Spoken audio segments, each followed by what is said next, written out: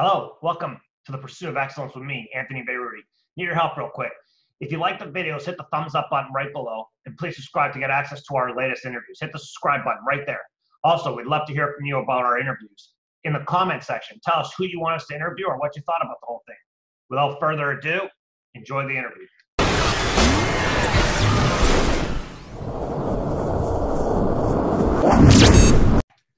All right, I'm very excited to be joined by Meredith Dawson today. Thank you very much for joining me, Meredith. You're welcome, Anthony. It's nice to meet you. Thanks for having me here. Fantastic. So, it was Bell Canada had their mental health day the other day, and so it got me thinking. We need to talk to some people who have to deal with, kids and their ability to cope with things and kind of strive. My thing is not necessarily to avoid negatives; it's to actually create positives. So that's kind of my thought process behind it. But I was talking to Debbie Permain, and she told me about yourself. So I was very excited to have you on today. So thank you very much. I thank you. Yes, I know Debbie and I are in similar lines of work with our wellness education and our focus on mental and emotional health, but we're in different arenas. Totally. She's in the corporate world, and I am immersed in the education arena. Which is fantastic because I think it's been hugely neglected, with our body taking over, making sure we don't get to do anything. I think we've forgotten that the kids actually aren't ready to cope with this stuff. So it's perfect because this is, I think, a perfect opportunity to talk about that. So give me a little bit of background about how you started and how we've gotten to this point for you. Well, so what I did was back in my early 20s, I moved into the education arena as an early childhood educator. But 8 years ago, I actually joined the North Vancouver School District. And so I had an opportunity to run a program with them called Strong Start. But I was also finding myself supporting the older children throughout the school and connecting with the staff. And I started seeing the gaps as to where there wasn't those programs and those kind of tools and techniques taught within the schools to support our kids with their mental and emotional health.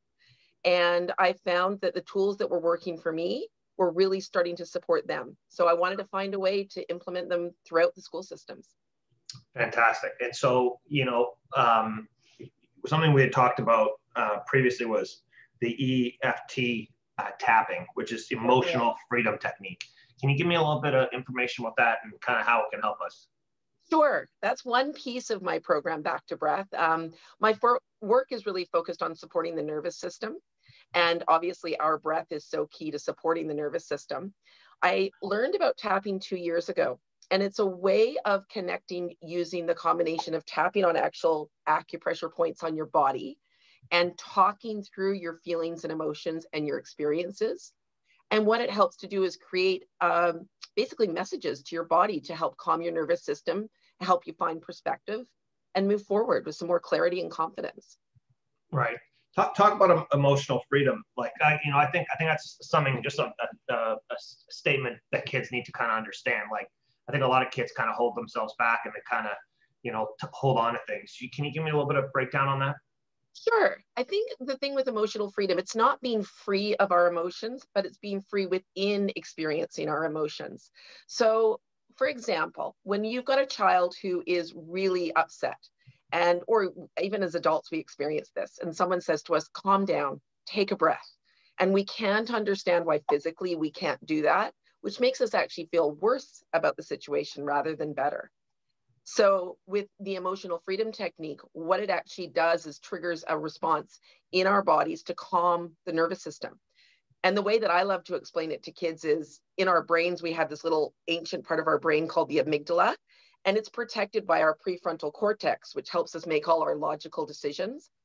But when our body is in a stress response, so when we think about those things where they freeze or they flee or they want to fight, we're offline like a computer. Our prefrontal cortex has flipped its lid and our little amygdala is screaming for help.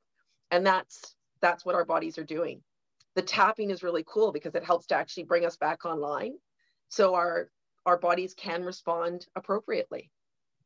Yeah, absolutely. Give me a couple tips that we can do kind of to make that work. Yeah, sure. Well, what I usually do is when kids are doing it or in a stress response, I might just start doing something as simple as tapping on the acupressure points on the inside of our fingers. So if you feel that point on your finger, Anthony, there's actually acupressure points right in there. And you can just start tapping across all your fingers. And automatically you're actually creating like an electromagnetic response in your body. I feel more zen already. Yeah, just that position, right? That meditation. Kids can even do one hand to the other. Right. But it's something really simple that we can all do under our desks, in our car when we're driving.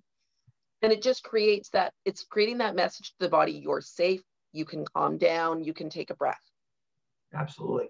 You know, Yeah. one of the things, you know, I found is a lot of kids aren't necessarily equipped to handle the stress that they're going through and the change that they're going through, whether it's, you know, specifically, we usually talk about sport on this podcast. So, you know, when a kid has been playing sport their entire life and they've, you know, been in competition, and then one day just cold turkey, it's told you're not allowed to do that anymore.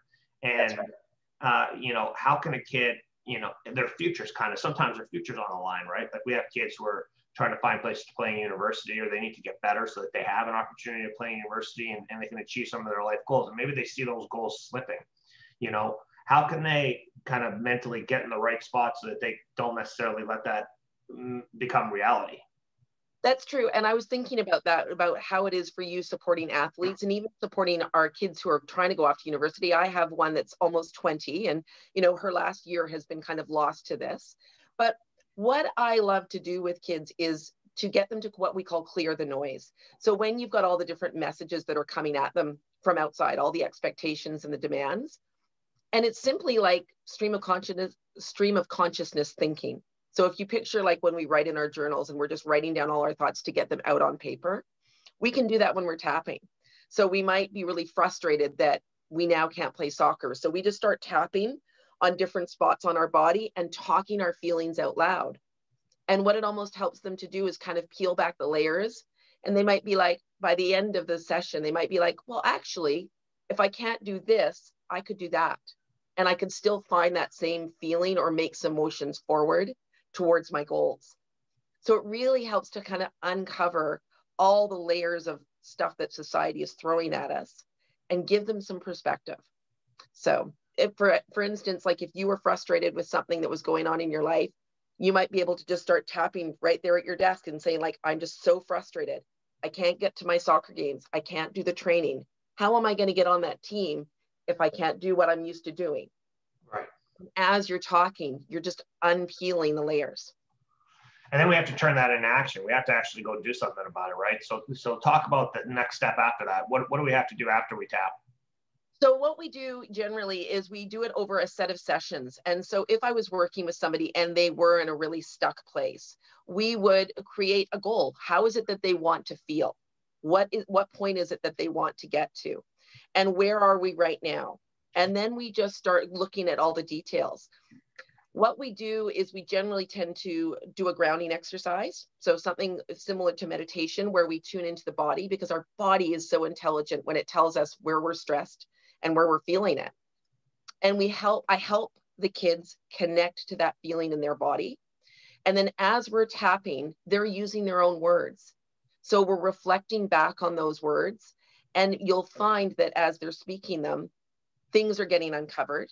And then we'll continue working until the point where they are able to actually bring the messages forward from their own knowing, really. And then they're able to go, oh, okay, I can do this. Okay, great. How can we create the conditions for that to happen? So again, we might use journaling. I use different tools like meditation, mindful movement, and all things so that they can create a new framework for their goals. Let's talk about journaling a little bit. I think it's something that I think is important for people. What will be the purpose of journaling, and why do you think it's important? There's something in putting your words down on paper. So even it is like, I know with athletes setting goals, I'm an athlete myself. I do long distance trail running. So if I'm thinking out, just, oh yeah, it would be nice to do a 50-kilometer trail run. But if I sit there and I write down, I'm running this race on this date, right? It helps you to create that really visual framework, something really constructive to work within. The same with journaling our feelings. When we start writing them down and seeing them on paper, we're able to reflect back about them. And then we're able to go, oh, actually, maybe I'm not feeling this way. Maybe I'm feeling that way. And something I want to differentiate is the difference between an emotion and a feeling, because it's really important. We say to our kids, how are you feeling? And they're like, well, I'm mad. Well, that's actually the name of an emotion. The feeling might be, I'm mad and I can't get to my soccer game and I'm feeling tight in my chest. That's the feeling, right? So it's helping them to see those things on paper. All of our kids are such different learners. We're all really different learners. Some of us need that visual effect. Some of us need the visceral, tapping physical effect. I think the visual effect is a lot, kids, I think nowadays they deal a lot more with seeing something. They want to see it. They want to believe it. They want to hear it. And then I found a lot of successful people actually do journal, even at high levels of sport, even at high levels of business, whatever. They get a lot of theory. It's kind of like a little mini therapy session, kind of telling themselves, whatever they think is going on in their life. And it kind of allows for positive reinforcement. And I think, what, I have this image that I love to refer to, and it's almost like a tangled ball of yarn in your brain, because we have so much going on in our brains. And what tapping, I'd use different tools, like I said, mindful movement, meditation, journaling, even essential oils. They allow you to untangle that ball of yarn and actually see it kind of laid out in front of you. And then it feels a lot more manageable and a lot more approachable. So even though something as out there as COVID might be telling us we can't do certain things, we find ways within our lives to have that sense of control. And that gives us more clarity and confidence when we're moving forward. Yeah, absolutely. You brought up meditation, which I think is something that is very not used at a high enough level, to be honest. I used to be able to go to church, and in church, it would kind of be my meditation time. And so I had at least an hour a week where I could just kind of think about my thoughts and kind of ponder what's going on in the world and all that stuff. And obviously Bonnie shut down church too, because apparently that's dangerous as well. Collecting together. Yeah. So, I haven't had this time. I haven't really, put it aside, which I think is probably not a good idea. I'm going to have to figure that out.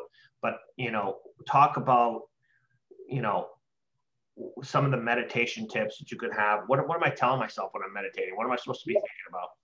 You know what? Let's try something together, because really, just like with tapping, journaling, experience is the best thing, right? It's the best teacher. So sure. I'm going to invite you to try something with me. I see you're sitting in a chair, but you're kind of slightly sloped over. So bring yourself nice and center so that you feel the support of that chair underneath your bottom and the support of the ground underneath your feet. And it's really important to actually have your bottom all the way back in the chair, but not have your back leaning back, because that sends a signal to your body you're ready to sleep. And that's not what we want to do. And then the other thing we always do is we rest our hands up so that we are basically signaling to our environment we're safe, we can relax, right? We're not going to have to be like on watch for any predators or anybody coming at us. And then just close your eyes. Rest your hands on your knees and just close your eyes and just allow the breath to come in through your nose. Breathing, you're an athlete. Nice and slow in through your nose for about the count of 3 or 4. And at the top of that breath, just hold it for a second. And then as you release it through your mouth, make an audible sigh so that you can just send that signal to your body to relax. And you can just do that 3 or 4 times. And as you do that, you can just get a sense of what your body is telling you. And a lot of the times what happens is we suddenly tune into parts of our body that we haven't been listening to because we've been so busy. And then we can actually just kind of tune in there and go, what is that sensation? What is that emotion attached to it? And it's really incredible. Right now, I'm supporting a group of teachers privately, and they are having breakthroughs about things that actually aren't directly related to our situation, but they're being triggered by the situation. And I think that's the thing. This trauma that we're going through, this collective trauma, is a big trigger for people. It's bringing up stuff from their childhood, from birth. And so that meditation is really, what's key about it is just allowing the thoughts to come forward. This morning when I was meditating, I found my mind getting in the way, my monkey mind, right? Our ego is telling us things. It's like, and I'm like, no, I don't want to listen to here. I want to listen to here. And that's what the meditation allows, is just creating that quiet and that feeling of safety. That feeling of safety is key. And I think that's the thing with the EFT, with the journaling, all those things. Creating that sense of safety and connection is really key. And that's what I endeavor to do with our kids, with the teachers too, because they need that right now. Everybody kind of needs that sense of feeling seen and heard and supported. So like you get from church, Yeah, right? absolutely. No, I think it's important. I think a lot of this stuff is just, you kind of got to give yourself a little time, and you got to think positive thoughts, and one of the things, I was reading this, there's this guy, Trevor Moawad, he's on social media a lot. He deals with a lot of high level athletes, and his thing isn't necessarily force positivity on your life. It's actually go to neutral thought. Remove the negative, remove the positives, find neutral. Where am I at my baseline so that I can actually be effective? And I've thought through that a lot. And he works with some of the top athletes in the world, and he just get to neutral, and don't allow the swings to take place. Try to remove the swings out of your life so that you can actually be balanced and stay focused and allow yourself to actually have the success, because I think it's important. And also too, I mean, we're going to have the light and the dark, and we're going to have the negative and the positive. And there's this term going around right now called toxic positivity. We can't always be super positive. We're going to have those harder feelings to deal with, those challenges. And that's what I love about this, the program that I have. It's like systems that we can turn to when we are encountering life's challenges, but we have a way of navigating the storms and finding some calm waters so that we can actually get some perspective, get some time to, to think clearly. And I think the thing is that life can still be a bit of an emotional roller coaster, but instead of resisting the ride, we're able to kind of go with it and know like, okay, well, I can be safe because I have these tools to turn to, and I can, allow myself to kind of pull back. So, and I love that when you have those different things, whether it be going to church or meditation or journaling or the tapping, it just helps your body to communicate more calmly with you. And that's something we all need. Yeah, no, I mean, some of the things you said, they don't really jive for me, but I think it's good for everybody to kind of hear different perspectives on this stuff. Like I think everybody wants to make it a one fit for everybody's situation, and it's not. I think everybody's a little bit different. So I think whatever kind of works to get you to achieve your goals and to kind of, be in a good positive mindset and be kind of in the right opportunity to create for yourself, I think is very important. So I want to say thanks for joining us today. I think it's been great to give a couple little tips, just a little something here. Can you leave us with something for the go? So like something that I can think about, what, other than the tapping, something that I can, maybe a mental reset or something that kind of get me going in the right direction. A mental reset. I would say that the most important thing is if you're feeling overwhelmed, to just take a minute to stop and to get some perspective. And the best way to do that, I have to say it, is the tapping. It's the most powerful tool in the kit because it really actually creates that physical sensation in our bodies, and then it creates a more positive emotional response. So even just giving yourself a few minutes in the car to be able to tap on the different points and just to go over them quickly, you can tap on anything, any of those acupressure points. I can send you some things about it. Even just the inside of the fingers, and allow yourself to speak out those emotions, speak out those feelings, speak out that experience, get it out of your system so that your system can feel clearer and more confident. That's awesome. I love that. Well, thank you so much for joining me today. Hope you have a great day, and we'll talk soon. Okay, take care.